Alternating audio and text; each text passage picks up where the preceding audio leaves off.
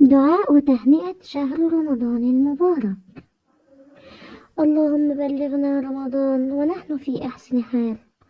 اللهم اجعلني فيه من المستغفرين واجعلني فيه من المتقين برحمتك يا أرحم الراحمين. اللهم بلغنا شهر رمضان لا فاقدين ولا مفقودين، وأعنا فيه على القيام والصيام، واجعلنا من عتقائك من النار. اللهم أهله علينا بالأمن والإيمان والسلامة والإسلام والرزق الواسع ودفع الأسقام والتوفيق لما تحب وترضى. اللهم اجعل شهر رمضان المبارك شهر تملأ فيه الفرحة قلوبنا وتفرج فيه كروبنا، وأن ترزقنا فيه الخير كله يا رب العالمين.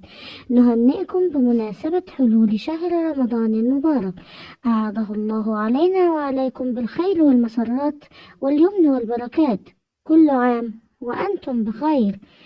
لا تنسوا الاشتراك في القناة وتفعيل زر الجرس ولايك حتى يصل لكم كل جديد. والسلام عليكم ورحمة الله وبركاته.